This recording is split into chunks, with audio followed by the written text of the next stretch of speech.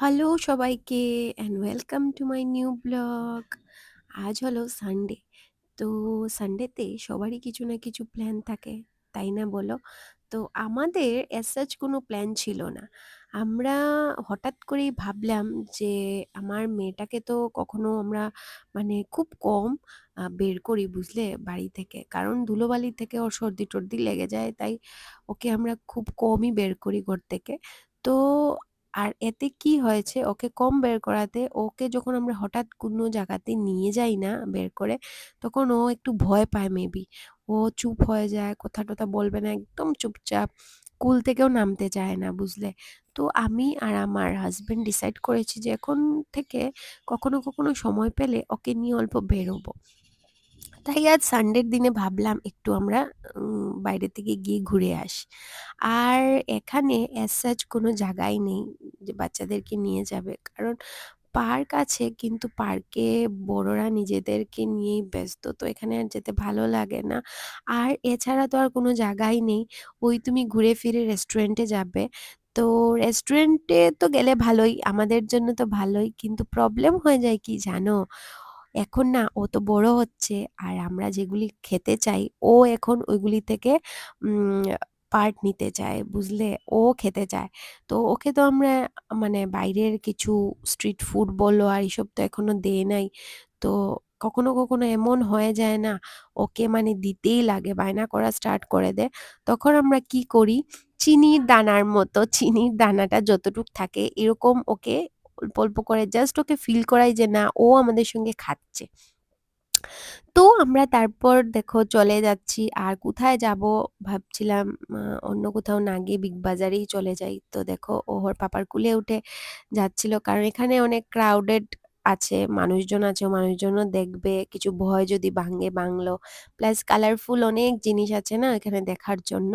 আর তারপর আমরা ভাবলাম এই বিগ বাজারেই কোনো একটা রেস্টুরেন্টে কিছু একটা খেয়ে নেব। হ্যাঁ, তো দেখো আমরা এখানে এসেছি গাড়িটার সামনে। আর এই গাড়িটা যেন ওর পাপা আগেই যখন আমরা যেতাম তখন ও ভাবতো ওকে মিহিকে বসাবে। তো আমরা যতটুক জানতাম যে ছোট বাচ্চাদেরকে নিয়ে গার্জিয়ানরাও বসে, তো এটাই মেন্টালিটি নিয়ে আমরা এসছিলাম, কারণ ও তো একা বসতে পারবে না। আর এখানে একটা মজার জিনিস হয়েছে, তোমরা দেখতে পাবে। তো আমরা তো ওয়েট করছিলাম, ওর পাপা 100 দিয়ে টিকিটও কাটলো। তো যখন আমরা ওঠার সময় আসলো তখন ওই ছেলেটা আমাকে বলছিল, আপ উঠোগে। তো আমি জাস্ট লজ্জাই পেয়ে গেলাম, জানো। তারপর আমরা ও তো বসতে পারিনি, 100 রুপিসটা রিটার্ন নিয়ে আমরা উপরে চলে গেলাম। আর আমি ওকে যেতে যেতে বলছিলাম, তোমার জন্য আমার এত সব মানুষের সামনে লজ্জাই পেতে হলো, তুমি কেন বললে? তো বাস আমাদের মধ্যে একটু কথা কাটাকাটি হয়ে গেল। তো ও আমাকে বলল, ঠিক আছে, আমরা যেমন ভাবে জানি সেভাবে আমরা রিয়াক্ট করেছি, এখন হয় নাই তো কি হয়েছে, ঠিক আছে চলো ছাড়ো। তারপর আমরা উপরে চলে গেলাম, ভাবলাম উপরে ডোমিনোজেই চলে যাই, একটু পিৎজা খেয়ে নেবো, অনেকদিন হয়েছে পিৎজা খাইনি। তো ওই আমরা চলে গেলাম ডোমিনোজে। আর এখানে এসে আমরা দেখছি যে আজকের জন্য ওদের, হ্যাঁ, অর্ডার নেওয়া শেষ, কারণ ওদের মেবি টার্গেট থাকে কিছু। তো আজকের জন্য ওরা অর্ডার আর এখানে লাইভ অর্ডার বুক করবে না। এখন যদি কেউ এখানে বসে খেতে চায় তো অনলাইন বুকিং করতে লাগবে, আর তারপরে অর্ডার এখানে রিসিভ হবে, তারপরে গিয়ে ওরা আমাদেরকে পিৎজাটা দেবে। তো সেইভাবেই ও অর্ডার করতে লেগে গেল। আর কি অর্ডার করলো সেটা আমি আর জানি না, ওই অর্ডার করছিল। তো আমি এখানে আমার মেয়ের সঙ্গে একটু ঢং তামাশা করছিলাম, কারণ ওকে একটু রিল্যাক্স ফিল করানোর জন্য, তো ভয় টয় পায়। তারপরে ও এসছে, এসে ওর মেয়েকে নিয়ে বলল একটু বাইরে যাবে, তো ঘুরিয়ে আনবে। তো ও গেছে, আর আমি আর এখানে কি করব, আমি অল্প চুল টুল এগুলি একটু ঠিকঠাক করছিলাম, দেখছিলাম কিভাবে ফটো উঠলে ভালো লাগবে। তারপর লিপসটাও অল্প যেমন কেমন একটু ড্রাই ড্রাই লাগছিল, তো আমি অল্প একটু লিপ বামটা ইউজ করে নিলাম। আর একা একা বসে এখানে বোরই লাগছিল। তো অনেকদিন পর পিৎজা খেতে এসেছি, তো ভালোই লাগছিল, কিন্তু এখানের সিস্টেমটা এসে দেখে আরো বেশি বোর লাগছিল, কখন জানি কি হবে, অর্ডার রিসিভ হবে কি হবে। তো ওরাও এসে গেছিল, আর অর্ডারের জন্য আমরা ওয়েট করছিলাম। আমি মানে সবাইকে পিজ্জা খেতে দেখে আমার নিজের কার্ভিং আরো বেড়ে গেছিল। আর আমি একটু পর ওকে বলছিলাম, "একটু কি জিজ্ঞেস করে আসবে নাকি? কখন দেবে, কখন দেবে?" তো আমাকে বলছিল, "যখন দেবে তো দেবে। তুমি এখন বসে ওয়েটই করো। বারবার গিয়ে জিজ্ঞেস করতে ভাল লাগছে না।" তো আমি আমার মেয়ের সঙ্গে একটু টাইম পাস করে নিলাম। আর ওকে বাচ্চাদেরকে নিয়ে কোথাও আসাটা মানে কি বলবো, এখন এই স্টেজের বাচ্চাদেরকে নিয়ে ওরা তো বুঝে না। হ্যাঁ, হঠাৎ করে বলবে নেমে যাবে, তো ওইটা লাগে সেটা লাগে। মানে ওদের বায়নার পর বায়না থাকেই। তো কোথাও এসে বেশিক্ষণ বসাটা মানে একটা বহুত বড় ব্যাপার হয়ে যায়, বুঝলে তো? তারপরে আমি ওকে ব্যাগটা দিয়ে বসিয়ে রেখেছিলাম। তো ব্যাগ থেকে দেখো লিপ বাম বের করেছে ও। তো লিপ বামটা দিয়ে আমি ওকে বসানোর চেষ্টা করেছিলাম। তো এখন ওর লিপ বাম লাগে। তো লিপ বামটা নিয়ে কত সময় ও ঢং তামাশা করলো। তারপর আমি দেখলাম যে লিপ বামটা ও টেনে খুলে ফেলেছে। তো তারপরে আমি ভাবলাম যে নেইলসে-টেলসে ঢুকিয়ে দেবে। তো আমি ওইটা ওকে মানে ওইটা রেখে দেওয়ার চেষ্টা করলাম। আর তখনই মানে আমাদের নামটা ডাকলো। তো ও গেছে আনতে। কোথাও আসলে পরে যেন আমার অর্ডার করতে একদম ভালো লাগে না। ও আমাকে বলেছিল অর্ডার করার জন্য, বাট আমি বললাম, "না, তুমিই করো।" একা আসলে তো করি, কিন্তু জানি না কেন মানে কারো সাথে আসলে মনে হয় ওই অর্ডার করে নিলেই ভালো। তো ও তারপর পিজ্জাটা নিয়ে আসলো। আসার পরে আর এখানে দেখো পিজ্জাটা দেখতে খুব বেশি ডিলিশিয়াস লাগছিল। খেতেও মেবি খুব ভালো হবে। মানে কি বলবো? দেখতেই এত ভাল লাগছিল, খেতে তো কত ভালো হবে। তো এটা একটা ননভেজ পিজ্জা ছিল। তো কি পিজ্জা আমি জানি না। আ ওই অর্ডার করেছে। তো সাথে কিছু কোল্ড ড্রিংকসও এনেছিল। তো আমি বললাম যে সাথে ৩ টা কাপ আনবে। কারণ আমাদের ২ টো কাপ আর ওকে একটা দিয়ে বসিয়ে রাখবো। কারণ ও তো বায়না করবে কাপ দেখলেই। তো তারপরে ওকে আমি দিয়েছি। আর কোল্ড ড্রিংকসটা যে আছে ও একটু বুঝতে পারেনি। আর ওকে আমি দেখো মানে পিজ্জা দেখে ও বায়না স্টার্ট করেছে। তো ওকে আমি একদম আগে যে বললাম চিনির দানার মতো ওকে আমরা মানে পিজ্জাটা জাস্ট ওকে টেস্ট করাচ্ছিলাম অ্যাজ ইফ ও আমাদের সঙ্গে খাচ্ছিল। তো তারপর তো পিজ্জা আমরাও খুব বেশি এনজয় করে খাচ্ছিলাম। পিজ্জাটা খেতেও খুব ভালো ছিল। আর পিজ্জাটা মানে কি বলবো? খেতে টেস্ট প্লাস খুব বেশি তোমার চিজি ছিল। তো আরেকটা জিনিস জানো? পিজ্জা খেতে গিয়ে না আমাকে নিয়ে সবাই হাসে। জানি না তোমরাও কি এভাবে খাও নাকি আমিই খাই? জানি না, বলতে পারবো না। তোমরা কমেন্ট করে বলবে। আমি গেলে পরে জানো অনেক বেশি অরিগ্যানো আর চিলি ফ্লেক্স নিয়ে খাওয়া স্টার্ট করে দিই।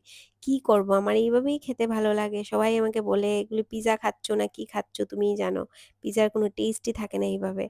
তো আর এইভাবে করেই আমি পিজ্জাটা খেয়ে নিলাম। খেয়ে আমরা শেষ করে নিয়েছি। আর আমার মেয়ে গ্লাসটা ততক্ষণে খেলে ফেলে দিয়েছে। তো আমাদের কিছু কোল্ড ড্রিংকস গ্লাসে বেঁচে গেছিল, বুঝলে তো? আর ও এত সময় তো বুঝতে পারেনি যে গ্লাসে কোল্ড ড্রিংকস রয়ে গেছে। যখনই আমরা কোল্ড ড্রিংকসটা খেতে স্টার্ট করেছি, ও বুঝে গেছে যে গ্লাসে কোল্ড ড্রিংকস বা কিছু একটা আছে। ঠিক আছে? তো আমি ওকে জাস্ট আমরা ঘরে যেভাবে করি, ঘরেও ও কখনো বায়না করে। তো আমরা এইভাবেই গ্লাসটা ওর মুখের সামনে ধরিয়ে ফিল করাই যে ও খাচ্ছে। ঠিক আছে? তো ওর পাপা ভাবছিল আমি ওকে কোল্ড ড্রিংকস দিয়ে দিয়েছি। তো আমাকে বকছিল। তো আমি বললাম, "না, না, এভাবে জাস্ট ঘরের মতন আমরা করছিলাম।"